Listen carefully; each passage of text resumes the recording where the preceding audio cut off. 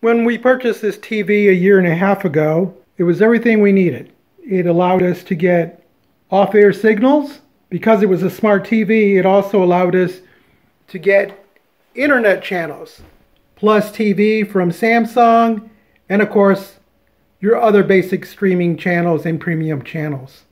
However, the one thing that I wasn't prepared for was the fact that I would need more inputs. Currently, we have TV, HDMI 1, which is hooked up to our Android DVR, HDMI 2, which is hooked up to a PC, and a USB port for a stick so I can watch recorded movies off of that. I just need more inputs on the HDMI side. Additional inputs would allow me to hook up our Swan security output, our Blu-ray DVD player, and our regular DVD player. An internet search led me to the Philips HDMI switch with remote wireless control. The key item for me was the fact that it was 4K Ultra HD capable and had a total of 4 inputs. When you open the box, there's not much in there. You get an instruction manual, a small power cube,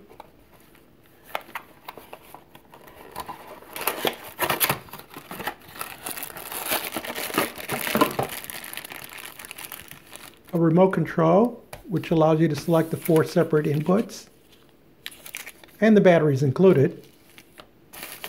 And then finally, the actual HDMI switch itself has manual selection on top,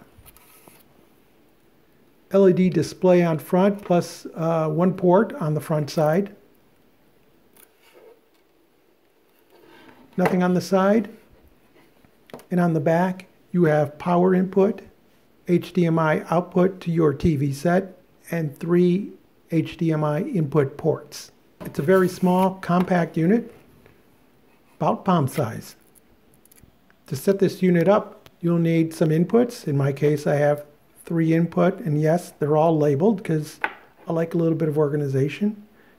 The actual unit, the remote control, which includes batteries, so you'll have to pull out that little white tab, the power cable, and you'll need to buy or procure an HDMI cable to go from the unit to the TV set.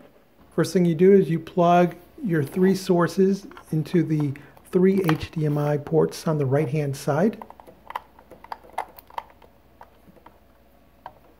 HDMI cables only fit in one direction. And finally, you're going to add the HDMI cable that will lead to your TV.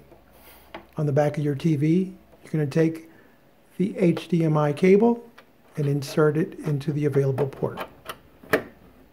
Last, you're going to take the power cable, and it only fits in one direction.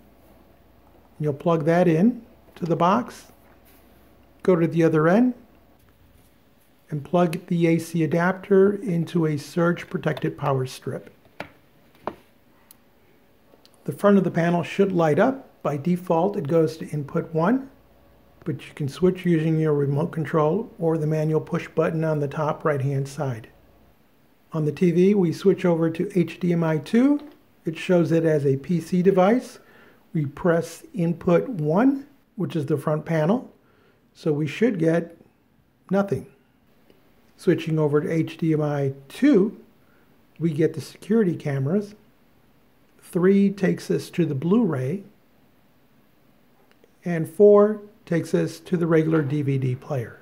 For just under $40, the Philips HDMI switch allows you remote control of 4 sources into 1 HDMI port.